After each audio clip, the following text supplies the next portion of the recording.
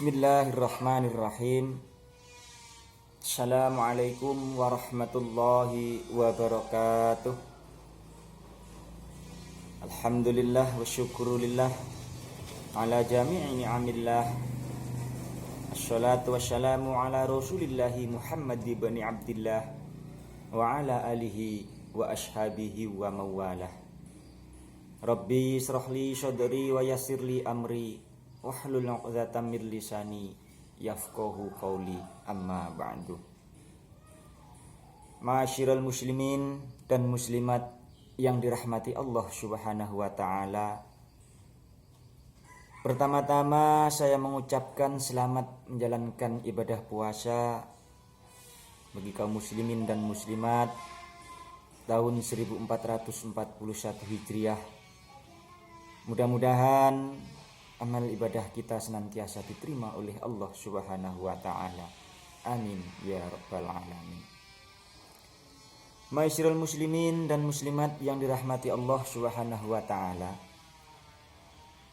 Sadar tidak sadar, kita sebagai manusia hidup di atas muka bumi ini pasti akan mengalami 3 hal yang datangnya dari Allah Subhanahu wa taala. Yang pertama adalah manusia di atas muka bumi ini pasti akan mendapatkan nikmat dari Allah Subhanahu wa taala. Yang kedua, manusia pasti akan mendapatkan ujian dari Allah Subhanahu wa taala. Dan yang ketiga, manusia pasti akan mengalami musibah ataupun bala dari Allah Subhanahu wa taala. Yang pertama, tatkala manusia mendapatkan nikmat dari Allah Subhanahu wa taala, apakah yang harus manusia itu laksanakan? Apakah Allah Subhanahu wa taala menuntut kepada manusia itu untuk membalas kenikmatan-kenikmatannya itu seharga dengan kenikmatan-kenikmatan tersebut? Ternyata tidak. Tatkala manusia mendapatkan kenikmatan dari Allah Subhanahu wa taala, manusia hanya dituntut satu, yaitu kiranya mau mensyukuri nikmat yang telah diberikan oleh Allah Subhanahu wa taala. Ma'asyiral muslimin yang dirahmati Allah Subhanahu wa taala. Lantas bagaimanakah cara kita mewujudkan rasa syukur sebagai ucapan terima kasih kita kepada Allah Subhanahu wa taala? Dalam hal ini Imam Ibnu Al-Qayyim Al-Jauziyah rahimahullahu ta'ala telah memberi jabaran dan pandangan sebagai berikut. Beliau mengatakan asyukru sana'un 'alal muhsinin bima aulakahu 'anil ma'ruf. Syukur secara lughat atau bahasa ialah bentuk puji-pujian dari seseorang yang mendapat kebaikan dari orang lain atas kebaikan yang telah diberikannya tersebut. Dari keterangan tersebut dapat kita pahami bahwa ternyata syukur secara lughat adalah segala bentuk puji-pujian dari kita kepada orang yang memberi sesuatu kepada kita tersebut. Sebagai contoh, kita mengucapkan rasa terima kasih kepada si fulan dengan ucapan terima kasih Bapak Fulan atas kebaikan hati Anda. Atau dengan puji-pujian yang lain, dengan menyanjung si fulan tersebut dengan kata-kata, wahai fulan, engkau ternyata adalah orang yang baik hati. Wahai fulan, engkau ternyata adalah orang yang dermawan, dan lain sebagainya. Adapun secara syariah, secara syariat, secara pelaksanaan kehidupan sehari-hari, lebih jauh Ibnu Al-Qayyim, beliau menjabarkan sebagai berikut. Asyukru huwa dhuhuri asari ni'matillah ngala lisani abdihi sana'an wa i'tirafan wa ala qalbihi syuhudan wa mahabbatan wa ala juwarihi inqiyadan wa ta'atan. Syukur secara syariat menurut beliau adalah memperjelas kenikmatan yang datangnya dari Allah Subhanahu wa taala dengan cara lisannya seorang hamba yang pertama senantiasa memuji asma-asma Allah Subhanahu wa taala, dan yang kedua mengetahui bahwa segala bentuk kenikmatan-kenikmatan yang ia peroleh itu hakikatnya datangnya dari Allah Subhanahu wa taala. Sanaan atau bentuk puji-pujian yang sering kita kenal dan tidak asing di telinga kita adalah ucapan alhamdulillahirabbil alamin. Yang mana lafaz alhamdulillahirabbil alamin tersebut adalah lafaz jamak dari segala macam bentuk puji-pujian kita kepada Allah Subhanahu wa taala.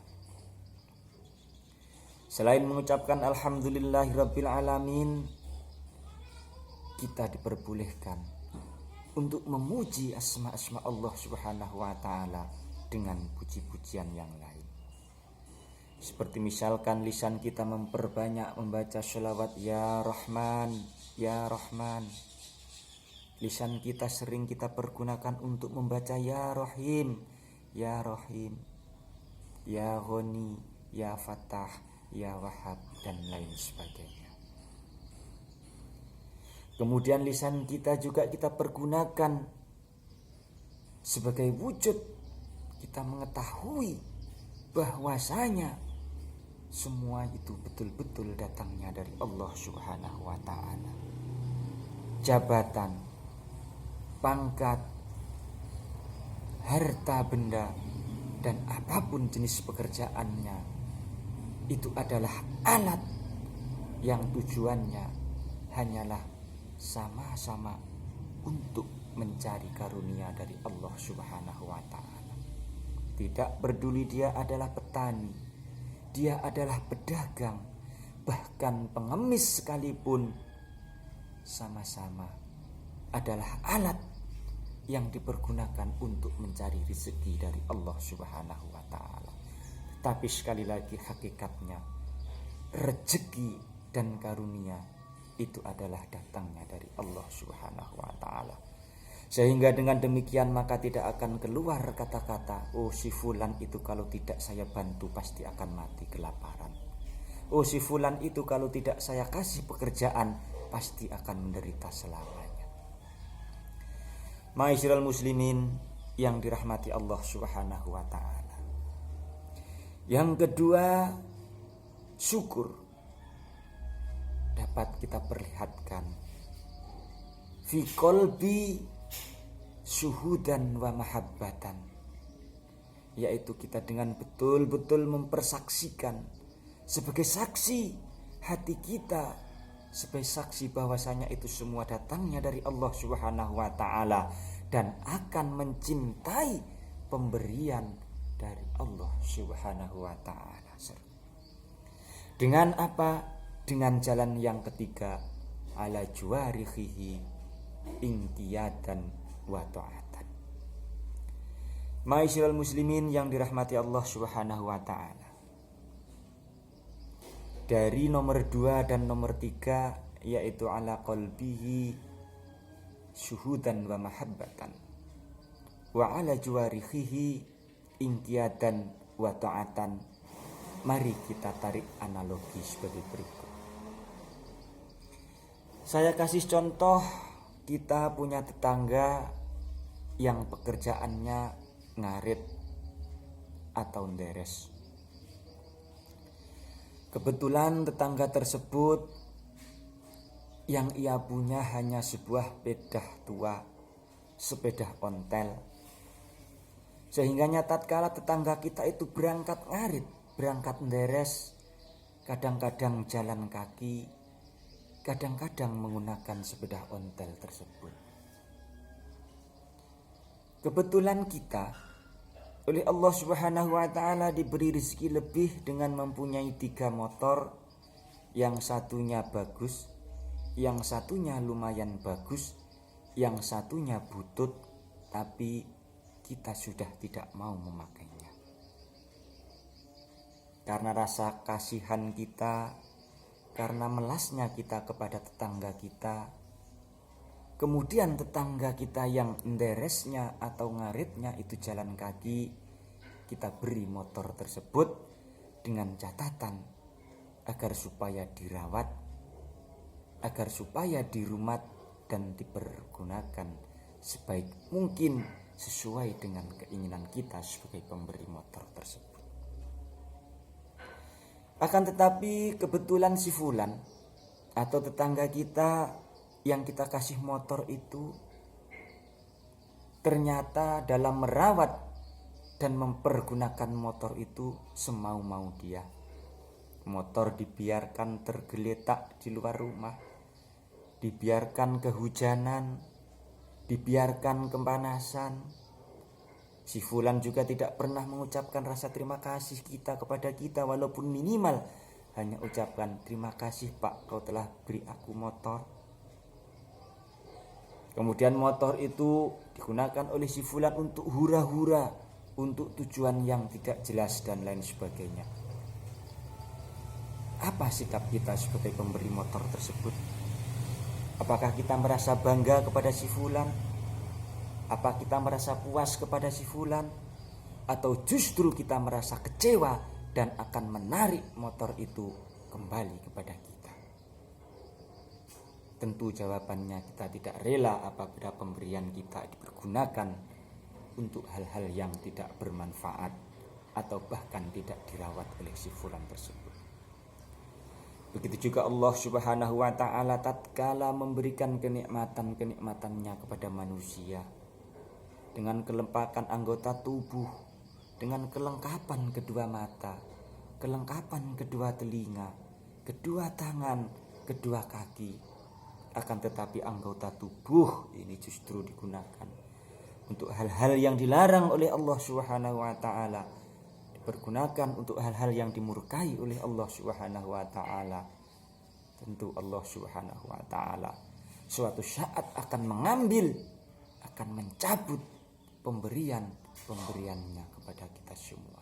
Na'udzubillah summa na'udzubillah. Ma'asyiral muslimin yang dirahmati Allah Subhanahu wa taala.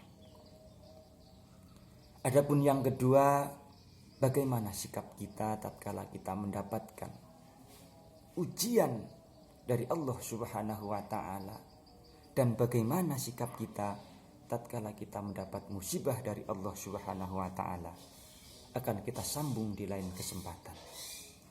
Mudah-mudahan Allah Subhanahu wa taala memberikan petunjuk dan hidayahnya kepada kita semua, memberi kekuatan kepada kita semua untuk melaksanakan kewajiban kita selama bulan suci Ramadan ini sebagai wujud rasa syukur kita kehadirat Allah Subhanahu wa taala, sehingga sesuai janji Allah Subhanahu wa taala, in syakartum la azidannakum wa la in kafartum inna adzabil lasyadid. Bahwasanya barang siapa yang mau bersyukur atas nikmat yang diberikan oleh Allah Subhanahu wa taala pasti akan menambah nikmat tersebut. Barang siapa yang kufur, tidak mau mensyukuri nikmat-nikmat Allah Subhanahu wa taala, ingat bahwasanya azab Allah sangatlah pedih.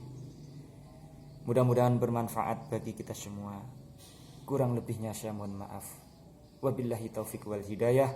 Wassalamualaikum warahmatullahi wabarakatuh.